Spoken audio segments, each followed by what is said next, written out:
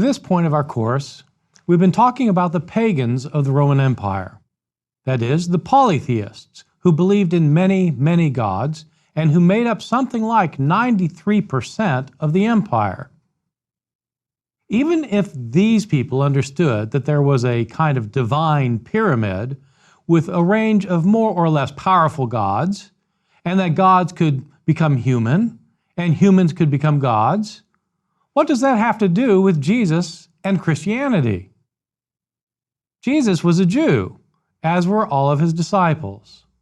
Jews didn't believe in many gods, but in only one God. So how does all this talk of pagan divine humans have anything to do with the Christian view that Jesus was God? In this lecture, I'll be arguing that even within the Jewish world of Jesus and his disciples, there was a widespread belief that divine beings could become human temporarily, and that they had done so, in fact, on a number of occasions. In this belief, the Jews were not really all that different from their pagan neighbors. It's true that Judaism was distinctive among all the religions of the Greco-Roman world in insisting that only one God was the divinity truly worthy of worship. By the time of Jesus, most Jews were monotheists who believed that there was in fact only one God, that the gods of the pagans did not actually exist. But it had not always been that way in Judaism.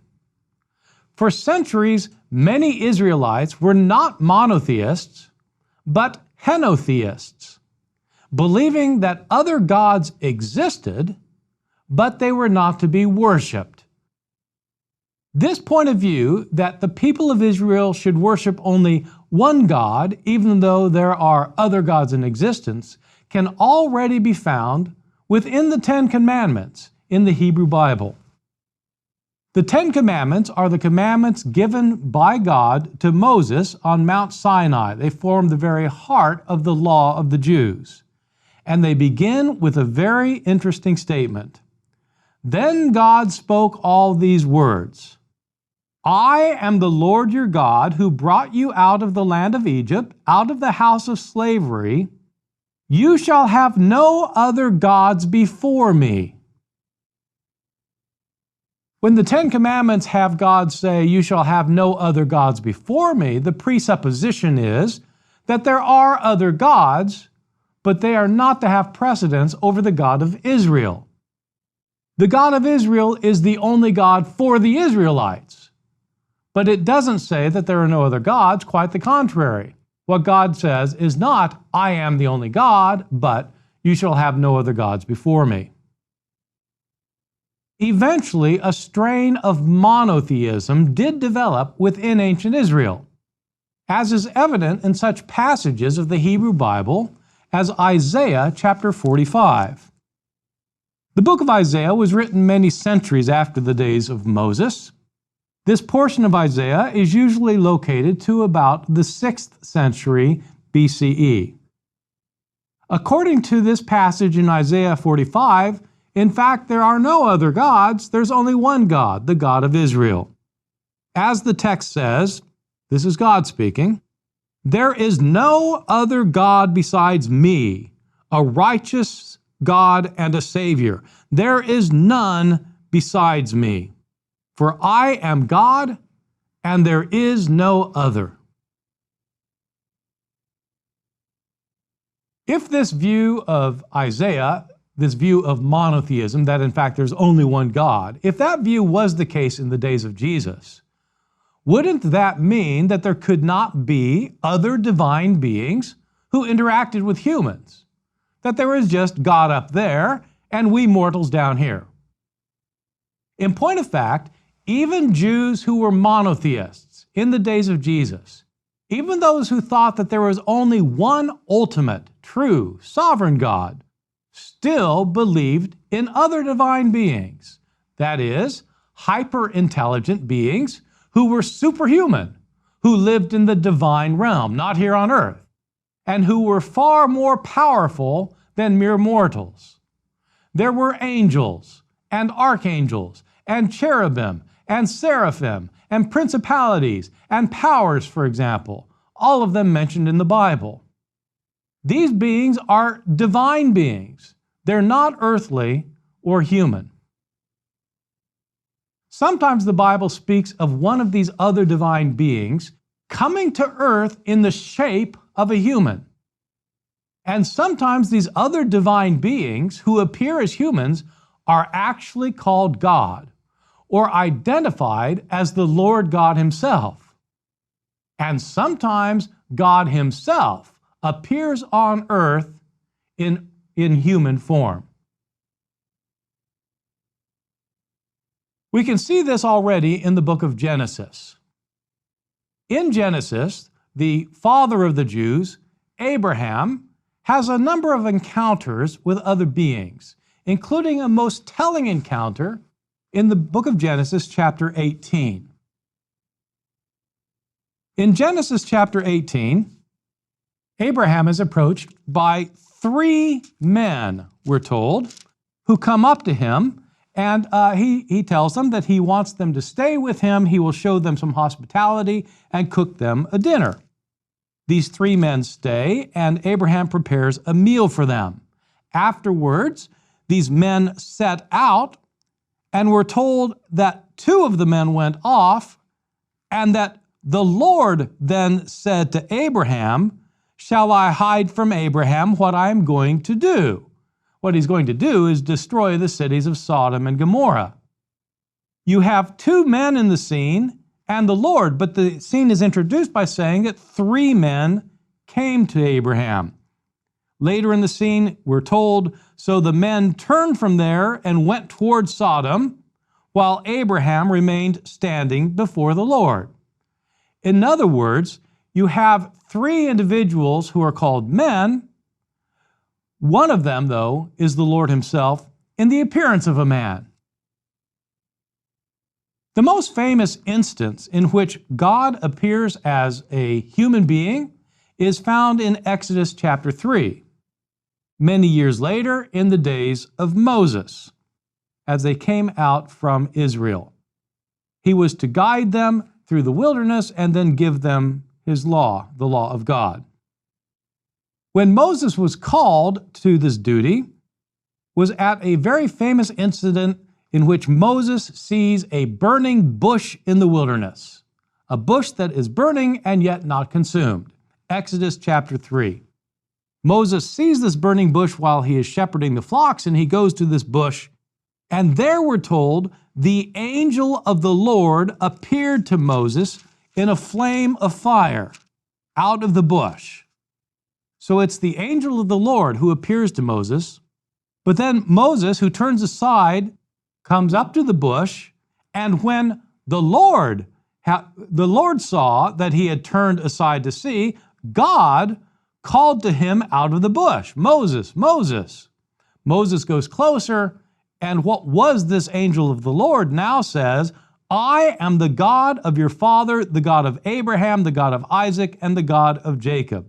And Moses hid his face, for he was afraid to look at God. This angel of the Lord, who appears to Moses in the burning bush, turns out to be the Lord God Himself. And so we have God appearing as a man to Abraham, and we have God appearing as an angel to Moses. At other times, we have an angel of the Lord appear in the form of a human, and it turns out that angel is Himself God. For example, in chapter 16 of Genesis. In chapter 16 of Genesis, we learn that the wife of Abraham, Sarah, has had a controversy with her servant, Hagar, and she has sent Hagar off in order to punish her. Hagar, in this very strange story, has created jealousy in Sarah because Hagar, in fact, has had a child with Sarah's husband, Abraham. And out of jealousy, then, Sarah sends Hagar off into the wilderness to die of exposure. Hagar is off in the wilderness, and we're told in chapter 16 of Genesis that the angel of the Lord found her by a spring of water.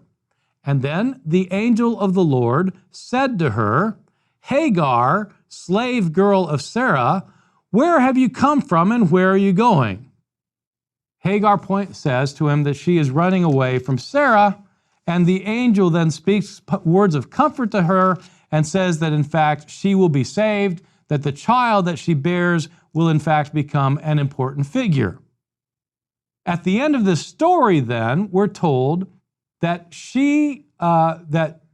that Hagar recognizes that in fact this wasn't a human or simply an angel in the form of a human talking to her, it was God himself.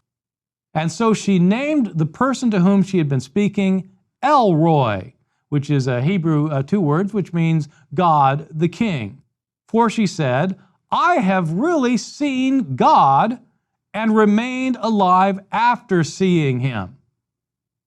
And so we have an instance in which the Lord appears to Hagar in the form of a human who is at first described as an angel, but it turns out this angel in human form is God himself. My point in all this is that pagans were not the only ones who thought that divine beings could become human beings. Even within Judaism, angels who are divine beings, they're supernatural, they're not merely human, they're supernatural beings. Angels can become human temporarily, and God himself can come in the form of an angel temporarily, and God can become a human in human form temporarily. In other passages of the Bible, we're told that angels are either sons of God or God, and that they can become human. This is implied in the famous passage in the book of Job, the very beginning of the book of Job. Job has long been one of the most interesting and favored books among readers of the Hebrew Bible because of its amazing story of how Job, who underwent such intense suffering, nonetheless remained faithful to God to the end. He passed the test of suffering. But why is it that Job was suffering in the first place? According to the story that we find in Job chapter 1, one day the heavenly beings came to present themselves before the Lord, and Satan also came among them. Now, this translation that I'm using, the New Revised Standard Version, translates this phrase, the heavenly beings. In Hebrew, the original Hebrew of this text, it actually says, the sons of God. One day, the sons of God came to present themselves before the Lord, and Satan also came among them. This passage requires a little bit of explanation.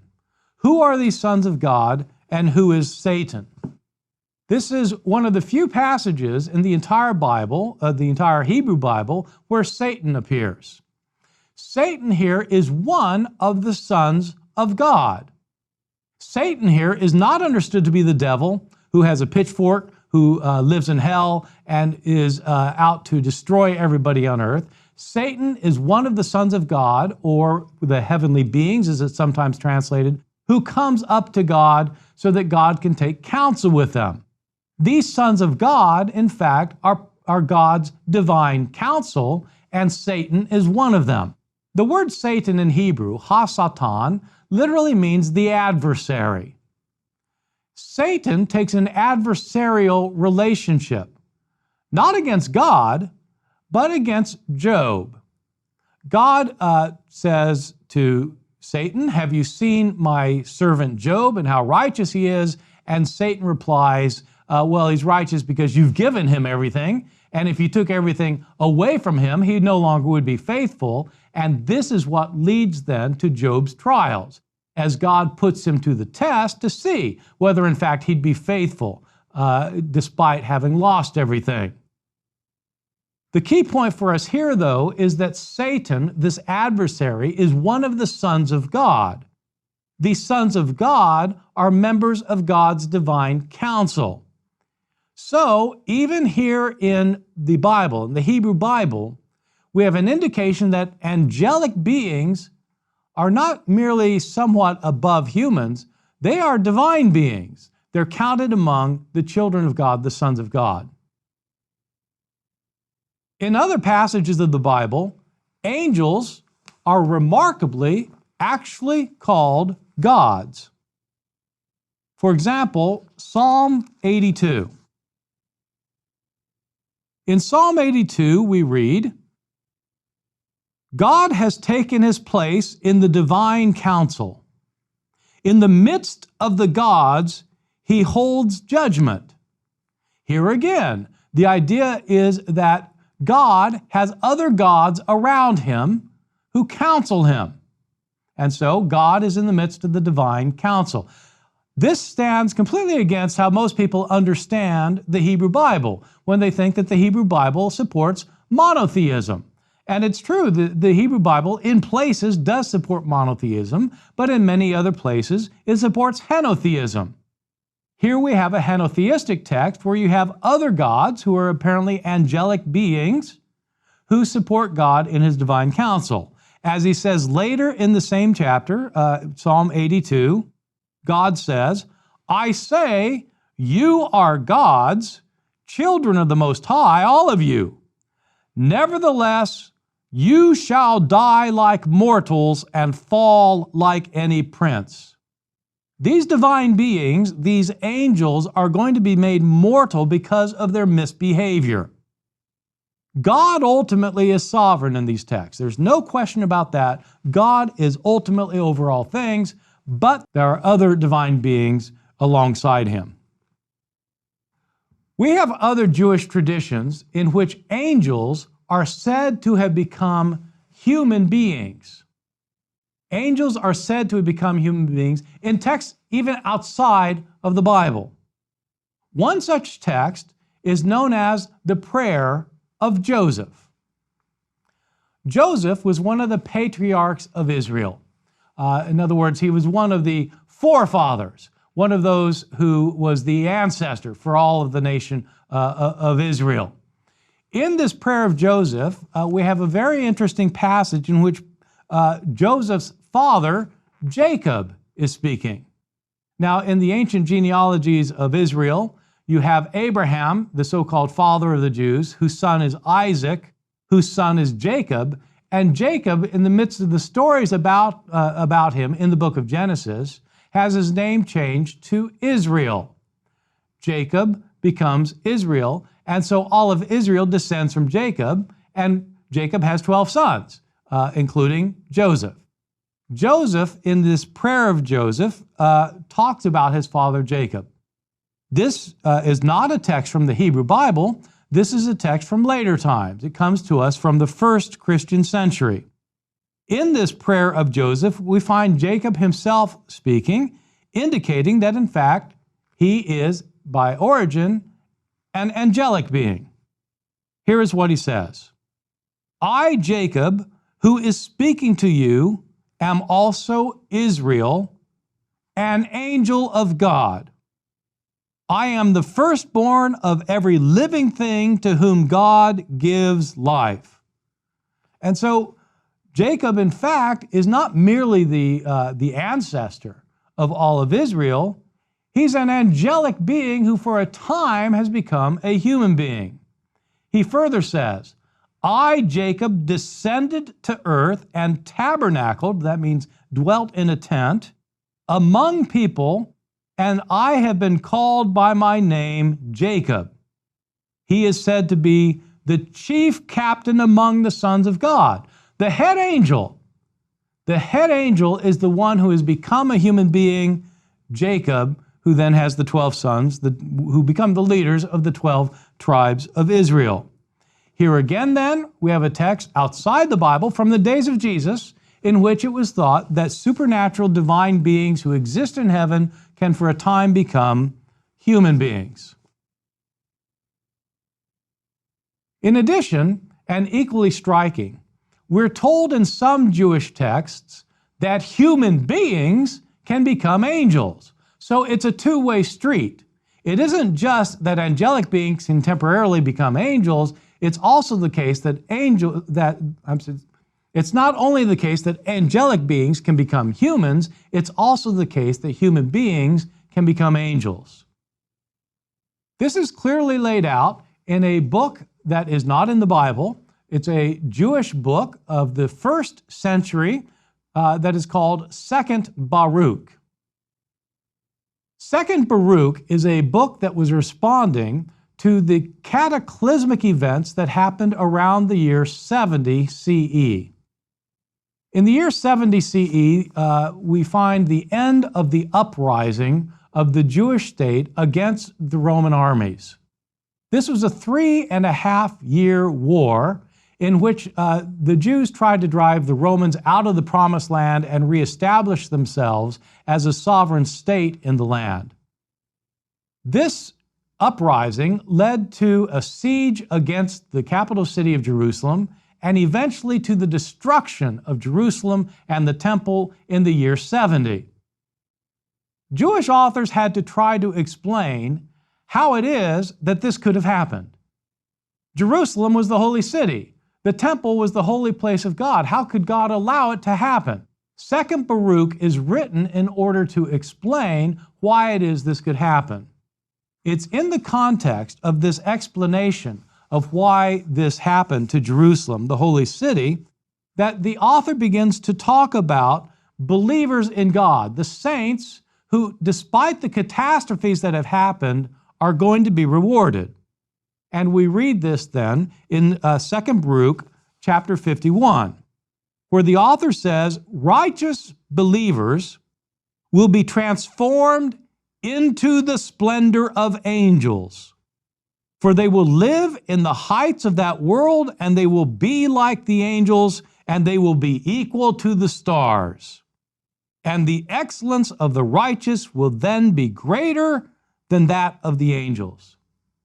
So human saints have the ability actually to become angelic beings, and in fact, they'll be greater than the angelic beings. And so there's a two-way street, with angels becoming humans and humans becoming angels. This is a belief, of course, that later many Christians came to think, that once you die, you become an angel, rooted in texts such as this from early Judaism. Or take another text, the book of 2nd Enoch. 2nd Enoch is another book that tries to explain how there can be so much pain and misery and suffering among God's people here on earth if God is ultimately in control. This kind of book is often called an apocalypse. The word apocalypse means a revealing or an unveiling. God reveals to the prophet what exactly is going on in the heavenly realm that can explain the events of this earthly realm, especially the events of suffering that takes place among God's people here on earth, how that can be explained given the overall scheme of things. 2nd Enoch tries to explain that. In the context of explaining why there's so much suffering on earth, Enoch starts talking about the main character himself, Enoch. According to the book of Genesis in the Old Testament, we're told that Enoch was one of the early human beings on earth, a direct descendant of Adam, and we're told that Enoch walked with God, and he was not because God took him. This was widely interpreted to mean that Enoch had been taken up to heaven without dying. And so in Jewish and Christian circles, it was thought that Enoch had ascended to heaven. But what happened when Enoch got up to heaven? Well, a lot of people have wondered that, and the book of 2nd Enoch actually tells us. Enoch appears before God there in heaven, and God says to his surrounding angels, "Let Enoch join in and stand in front of my face forever." And so Enoch is going to be given this place of prominence before God himself. He's going to stand before God as a special being. And so then God tells the angel Michael, "Go and extract Enoch from his earthly clothing and anoint him with my delightful oil and put him into the clothes of my glory." And so we're told that Enoch is taken out of his body And his spirit then is given immortal clothes. So he's taken out of his earthly clothing and he's put into clothes of glory.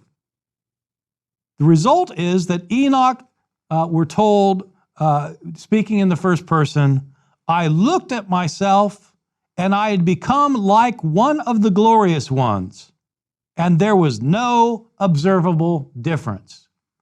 Enoch looked just like the angels. There was no way to differentiate between him and the angels. He has become an angelic being. And we're told that Enoch's face became so bright that no one could look at it. He no longer needed to eat or sleep. Enoch, in other words, has become an angelic being, not a human being. He started out as a human, he's become an angelic being, and in fact, he is superior to the angelic beings. This required him to exit from the shell of his body so that his real being inside could come forth and be clothed in some kind of angelic clothing. This understanding of how a human being could become an angel is going to be very important for us as we proceed in our discussion. It's true that within pagan circles, we have these indications that divine beings can become human beings, that human beings can be divine beings, and that divine beings can sometimes mate with human beings to create demigods. You find all that in pagan circles, but you also find the same things in Jewish circles, to the surprise of many people who engage in this study. It's true that Jews were monotheists, but because they had all these other divine beings, there was a possibility of overlap between the human realm and the divine realm. In Jewish tradition, there were indeed divine beings other than God who are called gods. These divine beings could sometimes become human. It happens most frequently when the angel of God becomes a human. God himself becomes temporarily human in these texts, and humans themselves sometimes become angelic beings. In addition to this, we also have stories in the Jewish tradition of beings who are born to the union of divine and humans, just as happens in pagan circles. This is the point of that very bizarre passage that I mentioned earlier in Genesis chapter 6, where we're told that the sons of God looked down upon the daughters of men and saw they were beautiful and came down and took them as their wives. This is an instance in which angelic beings, divine beings, mate with human beings, and we're told that their offspring then were the giants that dwelt upon the earth. This story, found in Genesis 6, is expounded further in another Jewish apocalypse called 1 Enoch, a later Jewish text that understood that the offspring of this mating of the angels with the humans became malevolent giants on the earth. We find this elaboration of the Genesis 6 account in the part of 1 Enoch called the Book of the Watchers, which is chapters 1 through 36 of 1 Enoch, written about 200 or 250 years before the days of Jesus. The Book of the Watchers explains this incident in Genesis chapter 6. The Watchers are said to be errant angels in heaven. There are 200 of them. They descend to earth. Each one of them chooses a wife and has sex with her. The offspring are giants. We're told they're 450 feet tall. And they're ravenous giants. As it turns out, they run out of food, and so they start eating human beings. You can see why God was not pleased with them. God decides to punish these giants and everyone else by sending the flood. The flood from the days of Noah is because of these giants on the earth who have been created by the Watchers, the angels who have come down and mated with human women. The Watchers themselves in the story then are bound and cast into a pit to live in darkness for 70 generations. We're later told that when the giants died, evil spirits came out of their bodies. And that, for this story, is where demons came from. Demons are the evil spirits that had been resident in these giants before they died. To sum up, what we've seen, I can simply tell you in very short order. There are other beings besides the one true God who could be called gods even within Judaism. This was not simply a pagan tradition. Moreover, just as pagans thought gods could temporarily become human and that some people were born to the union of divine and human beings, so too did many Jews in the days of Jesus.